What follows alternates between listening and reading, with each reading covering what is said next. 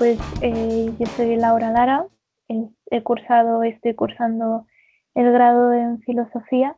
Mi idea es especializarme en arte y género y bueno, soy miembro cofundadora junto con Virginia de la colectiva Eclipsadas, que es una colectiva interseccional feminista y eso que tratamos diferentes luchas desde la perspectiva feminista y llevamos un añito, sí, hace bien poco, la verdad, que estamos en activo con sede en Canovella.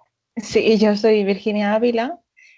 Yo soy criminóloga y estoy especializada en violencias machistas y género. Ahora estoy haciendo, bueno, ahora el año que viene, ya el curso que viene, empezaré el segundo año de máster en estudios de género, pero ya estoy especializada en violencias machistas. Y bueno, he tenido experiencia sobre todo en atención a personas en situaciones muy diversas, desde prisión a drogodependencias, a directamente violencias sexuales. De hecho, junto con Laura hicimos los puntos, que luego ya comentaré también, los puntos de atención a violencia sexual aquí en el pueblo, los puntos lilas. Y estuvimos ahí pues como colectiva, de hecho, presentamos el proyecto y bueno, básicamente eso es un poquito la experiencia y la formación que tengo.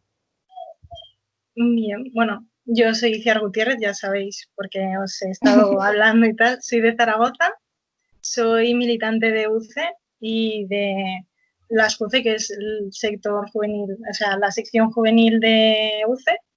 También estoy como viñetista en la revista de las UCE, La Chispa Roja, que es donde se va a colgar esta revista. Y bueno, estoy en segundo de bachillerato de artes. Los dos principales motivos por los que hacemos estas entrevistas son principalmente porque queremos conocer otras organizaciones que tienen, bueno, ya sea feministas, sobre ecología, ciencias, artes, pues nos parece muy interesante, ya que pues podemos ayudarnos entre nosotros y ese tipo de cosas. Y para poder daros voz a través de nuestra revista, ya que nos parecen temas muy interesantes y cualitativos sobre los que debería de hablarse más y para que podáis tener también una entrevista y así os conozca más gente a través de nuestras redes. Ya sabéis las preguntas, ¿cómo nace vuestro colectivo? Pues bueno, nosotras nacimos como un grupo básicamente de amigas y compañeras que teníamos un proyecto común y unos intereses comunes y aquí en el pueblo pues vimos que había pues como esa necesidad, ¿no? De que no existía ninguna colectiva feminista con esta perspectiva interseccional y bueno pues quisimos tirarlo adelante, ya te digo, empezó como un proyecto aislado, ¿no? Muy puntual y al final como vimos que quizá en grupo podíamos hacer un poco más de presión y un poco más de quizá llegar a algún sitio más que no con un solo proyecto, pues al final empezamos así como a reunirnos y a empezar a llamarnos a Eclipsades, a hacer alguna red social y esto, y al final pues empezamos a crear alianzas, a crear puentes con otras colectivas quizá más grandes o más asentadas, incluso con institucionalmente también, porque eso también es importante, ¿no? Para a veces conseguir hacer algo de verdad, que si no, que no te frenen, a lo mejor está bien aliarse también, pero si no te frenan después.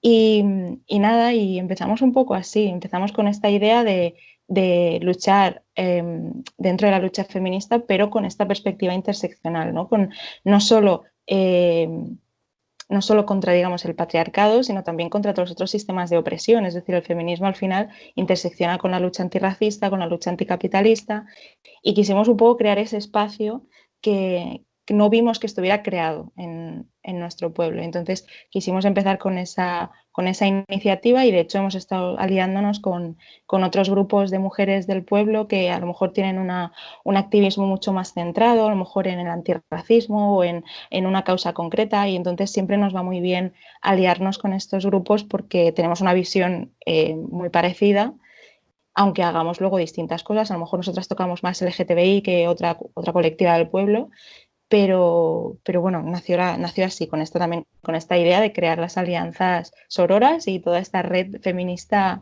interseccional con otras colectivas, no nosotras solas. Pues me parece bastante fuerte que haya empezado todo como un grupo de amigas, bastante bonito, la Sí, verdad. sí. Sí, de hecho empezamos una conversación entre Laura y yo básicamente para hacer un proyecto que al final nunca hicimos. De hecho, a mí me gusta mucho contar esa anécdota porque empezó como un proyecto que jamás hicimos después. Y al final surgió esto como una idea de, oye, no conocemos a ninguna, ¿no? No hemos visto que esta necesidad esté cubierta. ¿Qué te parece si lo intentamos? Y bueno, y la verdad es que últimamente estamos, o sea, estamos creciendo bastante y consiguiendo cosas y haciendo más cosas de las que pensábamos que íbamos a hacer. Al menos yo no pensaba que fuéramos a llegar tan lejos, ¿no? Digamos. O sea, que tampoco hemos llegado aquí, me refiero no sé, tan lejos para ser simplemente eso, un grupo de amigas. No sé si las luchas justas es lo que tienen que hacer, ir creciendo y que la gente las siga.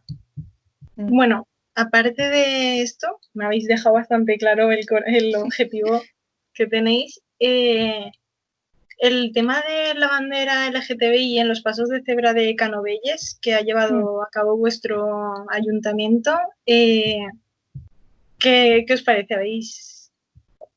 ¿Cuál es vuestra opinión? Me imagino que buena. Sí, sí, claro, nosotras fuimos a apoyar, de hecho, esta iniciativa, porque con todo el tema del confinamiento también estuvimos muy limitadas, ¿no? De qué podemos hacer, que claro, no hicimos ninguna convocatoria física, por ejemplo, hubo muchas colectivas LGTBI de pueblos de al lado con los que también tenemos contacto que no han podido hacer nada físico. Entonces, claro, nosotras estuvimos un poco como, bueno, pues muy por las redes. Y nos enteramos por el ayuntamiento que iban a hacer esta pintura y de hecho al principio lo íbamos a hacer nosotras, pero luego al final por temas pues de disponibilidad, espacio, tal, pues al final fue el ayuntamiento, ¿no? quien lo hizo. Nosotras fuimos a apoyar y a mostrar ese compromiso con esta iniciativa, porque es la primera vez que se hace en este pueblo. Y bueno, a nosotros nos parece muy bien, ¿no? Porque es una gran herramienta de visibilización y de acercar todas estas reivindicaciones de una manera súper material a la sociedad. Pero claro, muchas veces estas reivindicaciones donde más llaman la atención es en la calle, no tanto en redes o en activismo, ¿no?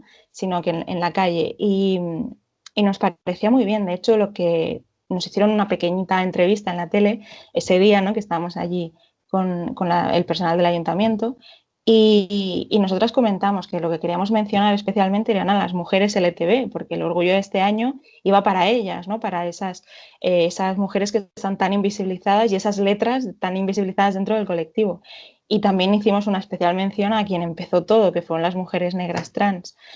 Entonces, esta bandera a nosotras nos parece muy importante visibilizar, pero también queríamos visibilizar las banderas LGTB y la asexual también, de hecho. En nuestra cuenta hicimos un post sobre estas banderas porque nos parecía muy interesante reivindicarlas y de hecho Laura luego lo explicará, que es un proyecto futuro que tenemos. Pero bueno, también hay que entender que es decir, pintar esta bandera no puede quedar solo aquí, ¿no? No puede quedar como algo aislado y algo solo del Día del Orgullo, porque todos los días tienen que ser Día del Orgullo, igual que 8M, igual que todos los días contra la violencia, todo.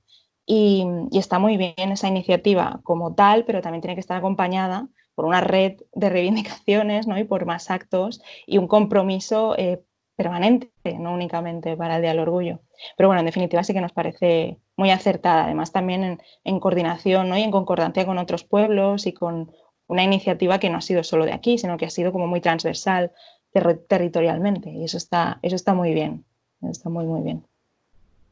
Pues sí, la verdad es que el tema que nombráis de otro tipo de banderas, aparte de la que todo el mundo conoce de la bandera arcoiris, sí, me parece un buen punto a mencionar porque sí que es verdad que, por ejemplo, como has nombrado tú, la sexualidad pues prácticamente es un mito según mucha gente y hay que mencionarlos y llamar la atención de la gente para que sean parte de esta sociedad como deberían ser ya sin ser juzgados por nadie.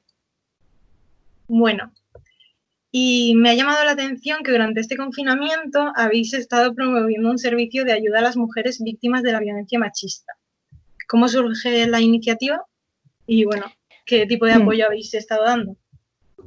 Pues básicamente surge pues de una necesidad real que existe y de un interés por nuestra parte, porque como te contaba antes, por ejemplo, yo soy criminóloga especializada en esto, pero dentro de la colectiva también tenemos a personas formadas, ¿no? En temas psicológicos, jurídicos, criminológicos, como yo, social, y entonces nos interesa ya por nuestra propia formación o vocación social, ¿no?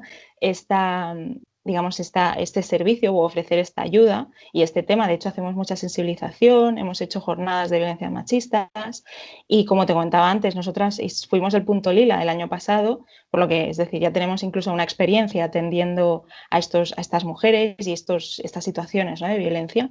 Y bueno, una necesidad porque este confinamiento lo que ha hecho ha sido pues un punto de mucho riesgo para las mujeres para sufrir violencia en la pareja, no solo las mujeres que ya vivían esta situación porque lo agrava, ¿no?, este confinamiento agrava esa situación, sino cómo el confinamiento puede suponer un punto, un detonante o quizá un caldo de cultivo para que se gesten estas violencias. Entonces nosotras queríamos pues ofrecer nuestra ayuda, un asesoramiento, un acompañamiento, incluso una simple información que se podía materializar, como por ejemplo llamar nosotras al teléfono 016 si esa mujer no podía, porque a lo mejor tiene controlado, ¿no?, los medios de contacto y toda esta red, digamos, social de amigos, pues quizá llamar nosotras, o si tenían alguna duda sobre dónde dirigirse, si querían a lo mejor información social o información económica o denuncia, ¿no?, directamente, información penal.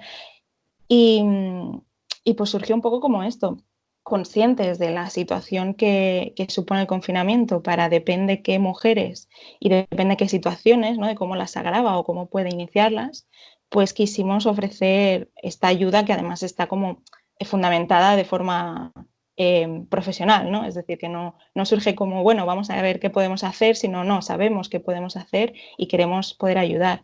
Sí que no tuvimos ninguna solicitud de ayuda, no nos contactó ninguna mujer por nuestra cuenta ni nada, sí que ayudamos a una colectiva con la que a veces colaboramos en un caso bastante grande que ellas también recibieron y bueno, no sabían muy bien quizá cómo enfocarlo y nos pidieron ayuda en esto. Pero bueno, lo que hicimos básicamente fue sensibilización, compartir todos los servicios que se estaban ofreciendo desde el tercer sector o desde las instituciones y bueno, abrir esa puerta, ¿no?, que no entró nadie durante este confinamiento, pero bueno, ahí está abierta y que queremos eso, que sepan que no solo tenemos esa sensibilización, también tenemos esa formación, por lo que esa ayuda puede ser sustancial, ¿no?, que puede servir de algo, que no es simple apoyo moral, ¿no? Sí, no, que no Entonces, están básicamente solas. surgió por esto. Sí, es un muy buen paso, además que muchas mujeres seguramente si se enteran de este movimiento acabarán bueno, por desgracia lo necesitarán y seguramente podáis ser de mucha ayuda a muchas mujeres que por Sí, desgracia están en esa situación. sí, porque a veces tampoco sabes dónde dirigirte, ¿no? Y tener un grupo así que sea visible que sepas que está interesado, ¿no?, en eso y que te puede ayudar de verdad, pues está muy bien, aunque sea esto, aunque sea una simple decir, ay, si quiero poner una denuncia, ¿dónde tengo que ir? ¿A la policía local, a los Mossos? Claro, porque a veces está también, claro, como tenemos dos policías, ¿no?, digamos, entre comillas, o a la Policía Nacional o a la Guardia Civil, claro, es como saber o cómo tienes que hacerlo, o si tienes que contratar a una abogada o si hay abogada de oficio, ¿no? Todo esto son cosas que parecen muy obvias a veces, pero hay gente que no lo sabe y es normal al final. Si no te involucras o si no te dan esa información, ¿cómo lo vas a saber, no? Es decir, claro, si trabajas en la policía sí lo vas a saber, pero si eres una persona de a pie, como la mayoría de nosotras, pues claro, o te informan o no te enteras al final. Y eso es peligroso también. Tiene que llegar a todas las mujeres esta información para poder salir, básicamente. Y está muy interesante que las asociaciones también hagan este paso, ¿no?, de acercarse. Que digan, abro la puerta, pero además entro en tu casa para darte esta información y para decirte que estoy aquí si quieres. Si no quieres, no pasa nada, pero si quieres, estoy aquí. Y eso creemos que está muy interesante y queríamos contribuir. Si alguien se sentía, digamos, pues con la necesidad de recurrir a alguien, pues queríamos estar ahí. Totalmente. Me parece bastante admirable lo que estáis haciendo.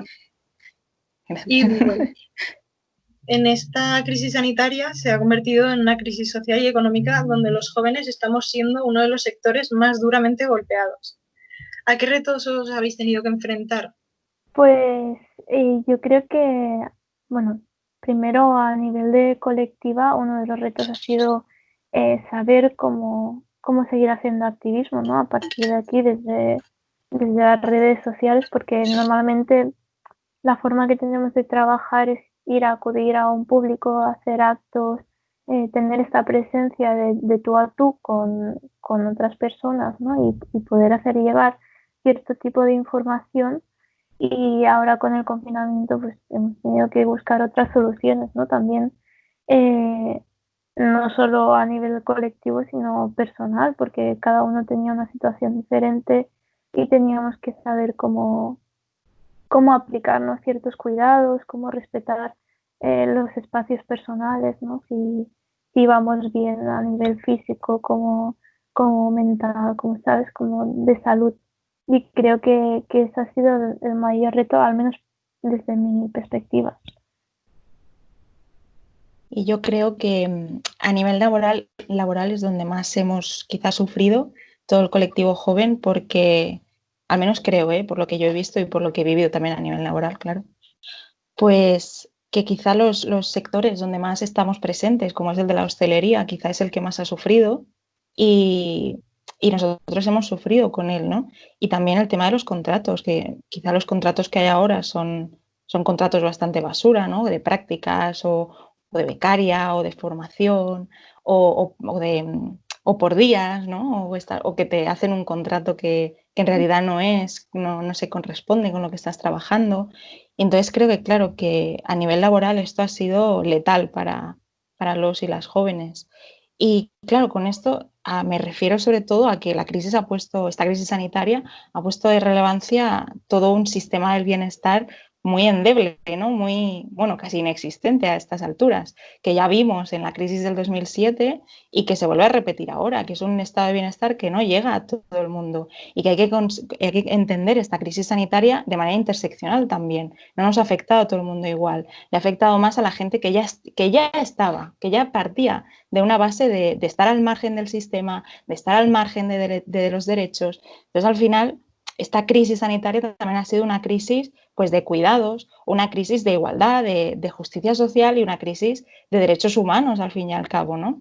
Que se ha cebado contra la gente que ya partía de una situación muy desfavorable y muy desigual socialmente y que ahora estará peor, en una peor situación, ¿no? Entonces creo que quizá eso es donde más vamos a notar esta crisis, sobre todo los sectores que ya estaban desfavorecidos de base. Y esta crisis va a servir como las otras crisis, bueno, va a servir, ¿no? No en sentido positivo, sino para evidenciar cómo todo este estado de bienestar y cómo todo este sistema capitalista, al fin y al cabo, pues no funciona de la manera que tendría que funcionar, que no protege a todo el mundo y que todo el mundo no cabe en este sistema.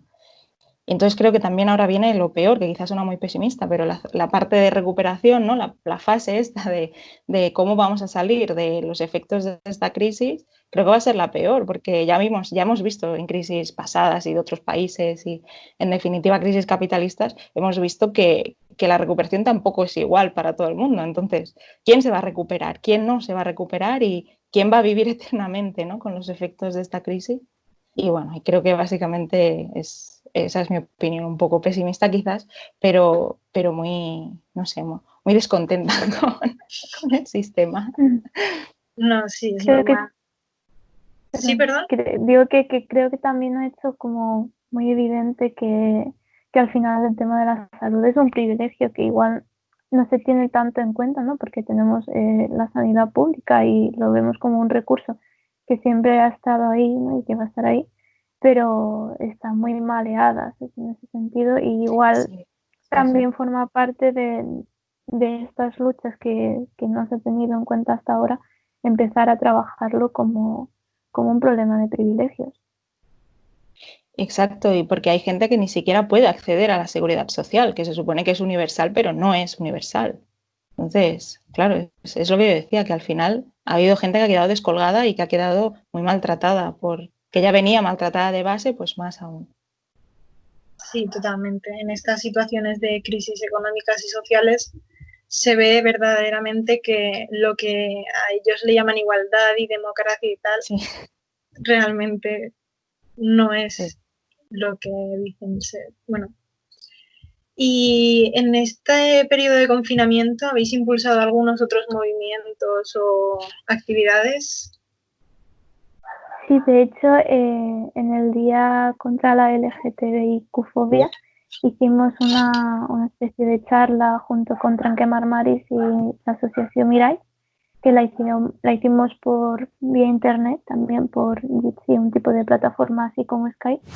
Y en esta misma línea hicimos una entrevista para el TDR de unas chicas que trataban también sobre el colectivo LGTB. Hemos hecho mucho activismo en redes, más de lo habitual igual, porque ya éramos activas, pero ha sido el medio por el que comunicar y sensibilizar y también tener como esa mediación, ¿no? con la gente. Y hemos aprovechado este tiempo también para conocernos entre otras colectivas, forjar alianzas, ver cómo podíamos enfocarnos nuevos proyectos de futuro. Pues la verdad me parece muy interesante porque, bueno, yo que he estado comunicándome con otras organizaciones y tal, que se han quedado detenidas por el tema del confinamiento, que vosotras hayáis seguido haciendo vuestras actividades y encima seáis más activas en vuestras redes sociales, la verdad me parece un puntazo, la verdad. Y me parece muy buena actividad el tema de la reunión por el Día del LGTBI y debería de hacerse más grande ese tipo de cosas, más o sea, que haya muchísima más gente apoyando esos movimientos y bueno, por eso sumo la siguiente pregunta, que es si tenéis alguna actividad preparada para próximamente. Sí, pues ahora está todo un poco en el aire porque como dependemos de ver cómo avanza toda esta situación, pero de momento, si la cosa va bien, tenemos de cara a noviembre preparada una jornada de ecofeminismo que hacemos junto con Mirai, la banda Sorora y la red de migración también. Y además, pues nos gustaría, lo que ha comentado antes mi compañera, poder hacer algunas pintadas sobre las diferentes banderas del colectivo LGTB, ¿no? Que no quedaran tan sueltas. Tenemos también otra entrevista el día 25 de este mes con la cooperativa Cúrcuma, que hacemos también desde Instagram, creo que es, ¿verdad? Que es una cooperativa con perspectiva feminista e intercultural. Y además, pues estamos planteando la posibilidad de iniciar algunos proyectos internos, como sería una revista virtual, porque también consideramos que igual se pueden desenvolupar pues más formas de expresarse, ¿no? A través de escritos y no únicamente hablado, porque igual no es tan cómodo hacerlo todo vía oral, ¿no? Hay gente que tiene una limitación a la hora de hablar en público. Y no sé si me dejo nada más, sí que estamos mirando también la posibilidad de volver a organizar una jornada contra la violencia machista para el 25N, como ya hicimos el año pasado, pero claro, habrá que replantear el formato, ver si queremos trabajar y creo que sería todo lo que hemos hablado hasta ahora. Pues me parece bastante para lo que me esperaba, la verdad. Muchos proyectos por delante, bastante a visión de futuro, muy buenos todos. Y oye, pues obviamente nos gustaría ayudaros, por eso la pregunta de si podemos colaborar con vosotras para llevar a cabo alguno de estos proyectos o cómo podemos ayudaros en vuestra lucha. Obviamente, cuando hacemos colaboraciones, creo que es una parte que es la que más nos gusta hacer a nivel colectivo, ¿no? Hablo personalmente, pero hablo como colectiva, porque esa colaboración y, como ha dicho mi compañera, esa apertura hacia otro tipo de luchas, ¿no? que también se engloban en la nuestra, pues es lo que nos da la posibilidad de trabajar juntas. Pero obviamente hacéis un gran trabajo a través de la visibilidad y la representación. Creo que tener representación no solo en las redes sociales, sino a nivel público o a nivel de entidad, pues es súper importante. Pero también poder llegar como como parte teórica, porque el feminismo a veces se queda muy en lo teórico o en lo académico, ¿no? En las formaciones que tenemos, yo desde la filosofía, Virginia desde la criminología, y no llega a los espacios más que están más cotidianizados, ¿no? Como puede ser pues a nuestros conocidos, nuestros familiares y a todos estos espacios que quedan fuera del alcance académico. Y en este punto, pues yo creo que es muy, muy importante desde la interseccionalidad problematizar los debates que hay abiertos, ¿no? Concienciar, sensibilizar sobre que no hay una única lucha, que no se trata de el feminismo, sino que hay muchos enfoques, hay muchos debates sobre los que hablar y lo importante al final es hablar sobre ello, ¿no? Poder tener este espacio, ponerlo sobre la mesa, concienciarnos a nivel ya personal también de qué luchas hay en nuestro pueblo, qué colectivas hay abiertas, cómo podemos apoyarlas, cómo podemos seguirlas, ¿no? ¿Qué podemos aportar siempre desde nuestra subjetividad? Porque a partir de ahí y de reconocer cuáles son nuestros privilegios, ¿no? Podemos enfocar y detectar cuáles son las problemáticas que hay en las otras realidades, ¿no? Es qué espacio estoy ocupando yo que no me deja ceder otros espacios, ¿no? O qué espacios puedo abrir para que otro tipo de realidades pues, tengan también esa voz que necesitamos escuchar, ¿no? Creo que tanto hablar como escuchar es muy importante. Pues sí, por eso mismo intentamos hacer un montón de entrevistas a voces de luchas tan justas como las vuestras. Si queréis despediros o algo en plan. Bueno, gracias a ti por hacernos Sí. la entrevista también y por estar interesada en los proyectos que vamos a hacer. Sí, Pues sí, es un placer siempre contar con gente que te da esta voz, ¿no? Y que te entiende, eso está muy bien, porque a veces el activismo es muy agotador, a veces también es muy, muy fructífero y te hace sentir muy bien en determinadas ocasiones, pero a veces es agotador, tienes como pelearte con todo el mundo, ¿no? Y está muy bien también mostrar que no hace falta pelearse, que también existe, existe gente que está de tu parte. Está muy bien. Y muchas gracias, de verdad.